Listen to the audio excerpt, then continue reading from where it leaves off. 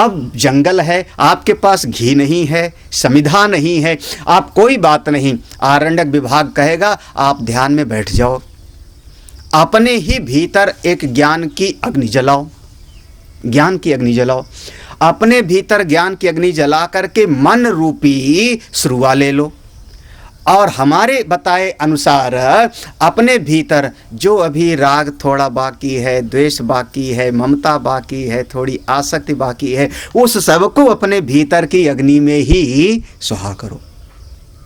अब यहाँ बाहर आहुति नहीं है, बाहर ना तो अग्निकुंड है और ना बाहर कोई साकल्य है, सब का सब अपने भीतर ही अग्नि हो गई, अपने भीतर ही साधना। ये साधना का क्रम है, क्रमिक विकास है जीवन में।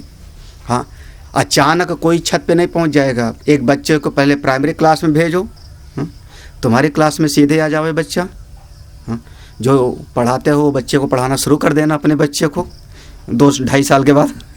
बोले नहीं, अभी तो उसको LKG में जाओ, UKG में जाओ, प्राइमरी में, फिर मिडिल में, जब +2 करके आ जाना मेरी क्लास में, तब मेरी बात तुमको समझ में आवेगी। क्रमिक विकास है, अचानक नहीं। जहाँ पर कोई अचानक देने लगता है सबको, फिर वो नुकसान करता है, अहित करता है।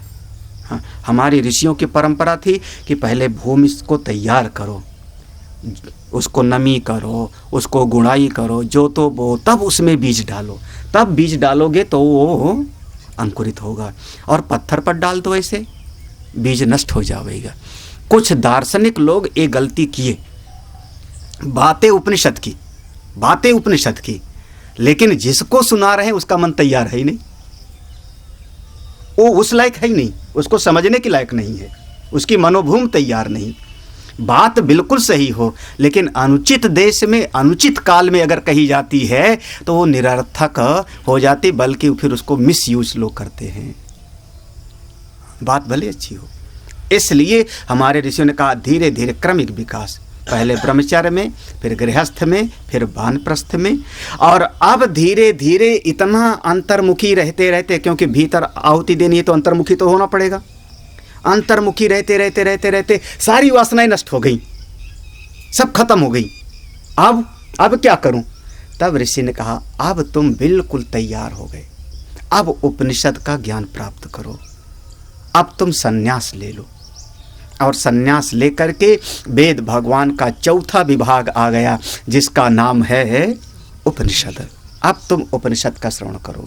अब अगर तुम उपनिषद का श्रवण करोगे, एक एक बात तुम्हारे दिल में उतर जाएगी, और अगर आपके चित्त में वो संस्कार रहेंगे, इच्छाएं, कामनाएं, वासनाएं रहेंगी, और उपनिषद का ज्ञान हम सुनावें भी, तो आप अपनी वासनाओं के रंग में हमारे ज्ञान को रंग दोगे। जैसे पकौड़ा बनाते हैं ना, हाँ, पकौड़ा करते क्या है, आलू को बेसन में लपेट दिया तो अंदर है आलू और ऊपर से बना दिया बेसन। बड़ा पाव खाए, बड़ा पाव कभी? मैंने 6 महीना खाया है, खूब खाया है बड़ा पसंद था कुछ। अरे यही आलू की टिक्की है, थोड़ा बेसन में लपेट वाला। हाँ, आलू की जो टिक्की बनाते हैं उसको बेसन वाला, जो क्या कहते हैं, आलू बड़ा। हाँ, आलू चाप। अच्छा, आलू चाप, आलू बड़ा। उसी को, वो जो पाव रोटी होती है उसको काट के बीच में रख दो, बस हो गया बड़ा पाव हाँ, उसी का नाम बड़ा पाव हो गया। हाँ, बस उसी का नाम हो गया है। अब अंदर आलू है, ऊपर से लपेट दिया उसको ना हमने। तो अगर किसी के भीतर इच्छाएं, कामनाएं हैं भीतर, और हमने उसको ब्रह्म विद्या का उपदेश दिया, तो ब्रह्म विद्या के ज्ञान को अपने अहंकार के आवरण में लपेट देगा, अपनी इच्छाओं के आवरण में लपेट देगा, और उसका परिणाम होगा कि जैसा ब्रह्म विद्या का परिणाम होना चाहिए था वैसा ना हो करके वो विपरीत हो जाएगा। जैसे वेद में दृष्टांत आया विरोचन का, विरोचन ने शरीर को ही ब्रह्म समझ लिया, और उसके अनुसार फिर वो राक्षसी जीवन उसका प्रारंभ हो जाता है। इसलिए जब मन की समस्त इच्छाएं खत्म हो गई, तब तुम संन्यास लो और उपनिषद में प्रवेश करो। तो उपनिषद जीवन का आखिरी अध्याय है। अगर कहना चाहें तो जीवन का प्रथम अध्याय नहीं है, जीवन का अंतिम अध्याय है उपनिषद। उपनिषद के बाद फिर कुछ बाकी भी नहीं बच। पहले जो शाखाएं चलती थी हमारी पुरानी परंपरा, जहाँ पर गुरुकुल परंपरा का पालन होता था, उसमें उपनिषद नहीं पढ़ाया जाता था। गुरुकुल में बच्चा आया तो पहले गाय की सेवा करो 4-6 साल, उसके बाद फिर आश्रम की सेवा करो 4-6 साल। जब खूब तैयार हो जाता था 15-20 साल 25 साल की साधना करने के बाद, तब उसको एक उपनिषद पढ़ा दिया जाता था। सारे नहीं, अपनी शाखा का, जैसे हमारी शाखा का उपनिषद तैत्तिरीय उपनिषद, हाँ पूरा हमने पढ़ा दिया है। अपनी शाखा का एक उपनिषद पढ़ा दिया जाता था, और उस एक उपनिषद को पढ़ने के साथ ही वो ब्रह्मज्ञानी हो जाता था, मुक्त हो जाता था। उसको फिर दूसरा उपनिषद सुनने की ज़रूरत नहीं पड़ती थी, क्योंकि तैयार था। अगर लकड़ी बिल्कुल सूखी है, एक माचिस की तीली लगाओ, भक्क से जल जाएगा। और सूखी ना होवे, उसमें वासना की नमी होवे, अहंकार की नमी होवे, आप माचिस क्या कुछ भी जलती आग में रख दो तो भी धुआं उठावेगा वो। हाँ, लगभग वही स्थिति होती है। तो उपनिषद कितने हैं? लगभग 108 उपनिषद छपे हुए मिलते हैं चारों वेदों में। 108 उपनिषद रखना हो रख सकते हो। कल्याण का एक उपनिषद अंक छपा था बहुत पहले, और रिप्रिंट होकर के उपलब्ध है, मार्केट में उपलब्ध है। वो बहुत सारे मंत्र नहीं हैं, केवल अनुवाद है संक्षिप्त, लेकिन उसमें उपनिषद बहुत सारे, कुछ उपनिषदों के मंत्र मिल जाते हैं। 108 उपनिषद। इन उपनिषदों में हमको उपनिषद की बात समझ में नहीं आती, सीधी सी बात है। हम विचार करते हैं आज के धरातल पर, उपनिषद हमारे सनातन हैं, हजारों लाखों साल पहले बताए गए। उस समय का परिवेश अलग, उस समय की समझ अलग, तो उस समय की भाषा में उपनिषद हैं। तो आज की भाषा के अनुसार हम समझने की कोशिश करते हैं तो समझ में बात नहीं आती। अरे बहुत सारी चीज़, पुराने आदमी को जो 50 साल पुराने हैं, आज की भाषा में बात करो तो वो नहीं समझेंगे। हाँ, हार्ड डिस्क में इसको सेव कर लो, पंडित जी समझे। हम देखो अब इनसे जो है आयुर्वेद की बात करो तो अभी 4-6 शास्त्र सुना देंगे, धड़ाधड़ याद होगा पुरोहित का। लेकिन अब समय के अनुसार भाषा का प्रवाह बदल जाता है। तो आज की स्थिति के अनुसार अगर हम उपनिषद समझना चाहें तो हमको नहीं समझ में आवेगा। वो मंत्र याद है ना, ये परमात्मा पूर्ण है, वो परमात्मा पूर्ण है, पूर्ण में से पूर्ण पैदा हुआ, पूरे में से पूरा को निकाल लो तो बाकी जो बचता है पूरा का पूरा। बोले पागल हो। पूरे में से पूरा निकाल लो तो पूरा कैसे बचेगा? कुछ नहीं बचेगा, जीरो बचेगा। बोले यही उपनिषद की भाषा है।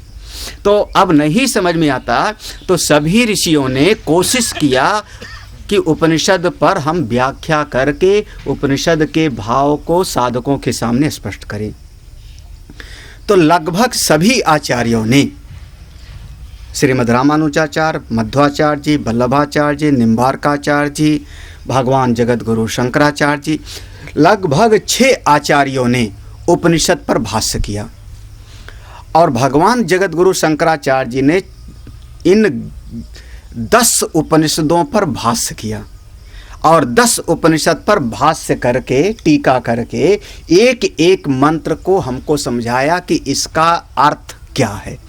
तो वही 10 उपनिषद पर भगवान शंकराचार्य जी ने किया, और आचार्यों ने 11 पर किया। रामानुजाचार्य जी ने 11 पर किया। जैसे एक उपनिषद है श्वेताश्वतर उपनिषद, उसका भाष्य भगवान शंकराचार्य जी का कुछ लोग नहीं मानते, तो उस पर मतभेद है। तो 11 उपनिषद को आचार्यों ने प्रमाण माना है। 108 उपनिषद, लेकिन 11 उपनिषद को हम लोग प्रमाण मानते हैं, मुख्य मानते हैं। मुख्य मानने का कारण बस एक ही है, क्योंकि उस पर आचार्यों ने भाष्य करके हमको समझाया।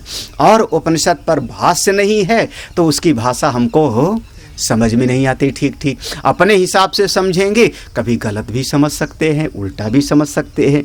तो ये हमारे 11 मुख्य उपनिषद, और 11 मुख्य उपनिषदों में से 2 और भी सबसे ज़्यादा मुख्य हो जाते हैं। एक तो यजुर्वेद की संहिता का 40वां अध्याय ईशावास्य उपनिषद, और दूसरे ऋग्वेद के ऐतरेय ब्राह्मण के अंतर्गत प्राप्त होने वाला 3 खंड का, 3 अध्याय का ये उपनिषद, जिसका नाम है ऐतरेय उपनिषद, क्योंकि इसी में पहला महावाक्य है प्रज्ञानम ब्रह्म। इसी उपनिषद का पहला महावाक्य है प्रज्ञानम ब्रह्म। तो ये 2 उपनिषद विशेष रूप से महत्व हो गए, बहुत ज़्यादा महत्व के हो गए। एक ईशावास्य और एक ऐतरेय उपनिषद। ईशावास्य उपनिषद में बहुत कम मंत्र हैं, 19 मंत्र, बहुत कम है, ज़्यादा नहीं है। और इसमें ऐतरेय उपनिषद में भी इसमें 3 खंड हैं, जिसमें पहले खंड में 3 अध्याय हैं, दूसरे खंड में 1 ही है और तीसरे खंड में भी 1 ही है। इस प्रकार से 5 अध्याय का ये पूरा प्रसंग, लगभग 33-34 मंत्र हैं, ज़्यादा इसमें नहीं है। और पूरा का पूरा सृष्टि का रहस्य इस उपनिषद में समझा दिया गया, पूरा सृष्टि का निरूपण है इसमें, यही आधार है। तो ये ऋग्वेद के, अच्छा ऐतरेय आरण्यक में, ठीक है। तो ऋग्वेद के ये ऐतरेय,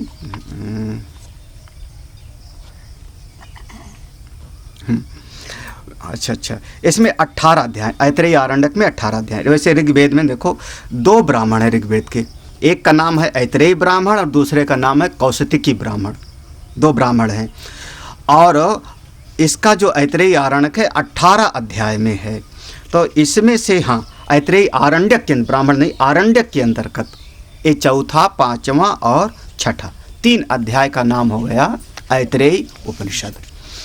ये ऋग्वेद का जो शांति मंत्र है, ये हमारा जो हमने पढ़ा वांग में मनस प्रतिष्ठित, इसके शुरुआत में एक कथा मिलती है। हल्का सा अपने चित्त में उस कथा को ला लें। वो कथा है कि एक ऋषि हैं, उनकी पत्नी का नाम है इतरा। इतरा से एक पुत्र पैदा हुआ जिसका नाम रखा महीदास। महीदास। ऋषि के जितने और बच्चे हैं वो सब तो ब्रह्मज्ञानी हो गए, लेकिन ये जो इतरा का पुत्र है, इतरा थोड़ा उपेक्षित थी। इतर कहते हैं अलग वाली को, हाँ, मुख्य नहीं, इतर, इतर माने अलग। हाँ, या आज के ज़माने में समझ सकते हो आप लोग, गौड़, हाँ गौड़, हाँ, नंबर 2 पर जो है इतर, वो इससे मुख्य नहीं, दूसरी है। तो इतर ऐसी थी। तो उसका बेटा महीदास, इसकी प्रज्ञा उतनी जगी हुई नहीं थी, इतना बुद्धिमान नहीं था, और बच्चों का ज़्यादा सम्मान होता था, इसका नहीं होता था। एक दिन इतरा ने अपने बेटे से कहा, तू तो केवल मुझको दुख देने के लिए पैदा हुआ है। ऐसे कष्ट में ना तो उसको वेद का मंत्र याद होता है, ना तो अच्छी तरह से अनुष्ठान करा सकता है, मुझको केवल अपनी माँ को दुख देने के लिए पैदा हुआ है। उसके बाद फिर इसकी चित्तवृत्ति साधना में लगती है, बस लगी। माँ ने भी प्रार्थना किया, और साधना करते करते ओ महाराज करत करत अभ्यासते जड़मती होत सुजान। हाँ, ये अगर मन लग जावे ना, हाँ, सबसे मंद बुद्धि बच्चे थे बचपन में जिनका नाम था महर्षि पाणिनि। बचपन में मंद बुद्धि थे, उनको कुछ समझ में नहीं आता था, बिल्कुल मंद बुद्धि के, और उनकी लगन इतनी कि बताइए, वो संस्कृत भाषा के जनक हो गए महर्षि पाणिनि। उनका अष्टाध्यायी आज तक कोई पूरा नहीं पढ़ पाया है, कहते हैं श्राप है, कोई पूरा नहीं पढ़ पाएगा। अष्टाध्यायी आज तक कोई पूरा नहीं पढ़ पाया। लघु सिद्धांत कौमुदी पढ़ लो, फिर उसके बाद सिद्धांत कौमुदी पढ़ लो, बृहत्चंद्रिका पढ़ लो, फिर और पढ़ लो, लेकिन अष्टाध्यायी जब शुरू करते हैं तो बीचे में उच्चाटन हो जाएगा। 1-2 अध्याय पढ़ के, 3-4 अध्याय पढ़ करके आदमी छोड़ के भाग जाता है। 8वां अध्याय आज तक कोई नहीं पढ़ पाया पूरा। भगवान जाने क्या श्राप है, आज तक कोई नहीं पढ़ पाया है। वो अष्टाध्यायी इतने अति विद्वान हुए महर्षि पाणिनि, और उन्हीं का करुणा है कि हमको सब समझ में आता। कालिदास के बारे में सब लोग जानते हो कि जिस डाल पे बैठे थे उसी को काट रहे थे, और इतने महान कवि हुए कि आज तक उनका नाम चलता चला आ रहा है। तो निरंतरता चाहिए, लगन चाहिए, तत्परता चाहिए। हम लोग ज़्यादातर कहते हैं क्या करें, समझ में नहीं आता। ये नहीं कि उसमें डूब जावें, लग जावें। अगर लग जावें तो सब समझ में आ जाएगा, एक एक बात समझ में आ सकती है। लगने की ज़रूरत है, तो ऐसे वो लग जाता है बालक, और अंत में उसको सारे वेद के मंत्रों का अनुभव होने लगता है। इतनी निष्ठा हो जाती है कि जब ध्यान में बैठता है तो वैदिक ऋचाएँ उसके भीतर आने लगती हैं, और उसी के नाम से, इतरा के पुत्र के नाम से फिर ये शाखा चलती है जिसका नाम हुआ ऐतरेयी शाखा, जिसके अंतर्गत 2 ब्राह्मण हो गए ऐतरेयी में, और इसी के अंतर्गत ये ऐतरेयी आरण्यक के अंतर्गत ये उपनिषद आ जाता है। तो इसके जो मंत्र दृष्टा ऋषि हैं वो ऐतरेयी ऋषि कह लो। उनका असली नाम महीदास, लेकिन इतरा के पुत्र होने के कारण ऐतरेयी मंत्र दृष्टा ऋषि हो गए। और इस प्रकार से ये हमारा ऐतरेयी, इसका जो प्रारंभ भाष्य है ना भूमिका वाला, ये भूमिका वाला ही 15 दिन हो जाएगा। अच्छा। हाँ, इतना इसमें पूर्व पक्षी और उत्तर पक्षी है। अच्छा। हाँ, पूर्व पक्षी उत्तर पक्षी इतना है। अब देखो, शुरुआत में भगवान भाष्यकार ने एक प्रश्न उठाया कि जीवन में जितना कर्म का प्रसंग था वो पूरा हो गया। परिसमाप्तम कर्म सा पर ब्रह्म विषय व्याज्ञान स ईसा कर्मणो ज्ञान सहित से परागति उक्त विज्ञान द्वारेण उपसंहरता। एक शुरुआत में कह दिया कि जितना कर्म का विषय था परिसमाप्त, पूरा हो गया। अभी आप लोगों के मन में है कि अभी कर्म करना है, जाके दफ्तर जाना है? गुरुदेव सन्यासियों को पढ़ाइए, हम लोग तो पढ़ लेंगे। बात बनी नहीं। तो बात बनी। पहला शब्द भाष का देख लेना अगर है तुम्हारे पास तो। परिसमाप्तम, अच्छी प्रकार से कर्म वाला, हाँ, लपेटा किनारे कर दो और फिर आ जाओ संन्यास प्राप्त हो करके आराम से, फिर चाहे 2 घंटा सुनाने को मिले चाहे 5 घंटा, फिर और करना क्या है, कर्म तो समाप्त हो गया। अब कर्म करते हैं लेकिन उसकी इच्छा नहीं है गुरुदेव, जमी नहीं। प्रयोजन यही कारण है कि एक उपनिषद सुनने से ज्ञान नहीं होता, फिर कहा जाता है 11 उपनिषद सुनो, है ना, क्योंकि अभी थोड़ा बहुत लाग लपेट उसमें ही रहता है। तो भगवान भाष्यकार कहते हैं पूर्व में जो 3 अध्याय हुआ इस ऐतरेयी आरण्यक के अंतर्गत, उसमें कर्म का पूरा विषय समाप्त हो गया। चौथा, पांचवा, छठा। हाँ, चौथा, पांचवा, ये जो 3 अध्याय वाला ये ऐतरेयी उपनिषद है, इसमें कर्म की कोई बात नहीं है। बस सीधा सा सिद्धांत इतना है, इसमें कर्म का नहीं, ये ब्रह्म ज्ञान का विषय है, इसमें कर्म की कोई बात नहीं। लेकिन केचित कुछ ना समझ लोग कहते हैं कर्म को ऐसे कैसे छोड़ा जावे, ऐसे कैसे छोड़ सकते हैं। ऐसे ना समझ लोग बीच में ना नुकुर करते जाते हैं और भगवान भाष्यकार उनको उत्तर देते जाते हैं। इसी विषय को पूरा का पूरा ये भाष्य है, शुरुआत का पूरा का पूरा। जो पूछने वाला है वो कहता है कैसे कहते हो कि कर्म ना करें, वेद की बात सुनो, आप ऐसे कह देते हो कर्म ना करें। अरे वेद में लिखा है कुर्वन्ने वे कर्माणि जिजीविषेत शतम समा, 100 वर्ष तक कर्म करते हुए ही जीवन जीना चाहिए। आप कहते हो वेद देखो, वेद में लिखा हुआ है ना, वेद में लिखा हुआ है कर्म करते हुए ही 100 साल तक जीने की इच्छा करो। अच्छा बताओ 100 साल से ज़्यादा भी कोई जीता है क्या? ज़्यादा? हाँ, तो जब वेद ने कह दिया कि 100 साल तक जीवन जीते हुए कर्म करना, फिर दूसरी ऋचा पढ़ लो, यावत जीवे तावत जो होती, जब तक जियो तब तक आहुति देते रहो।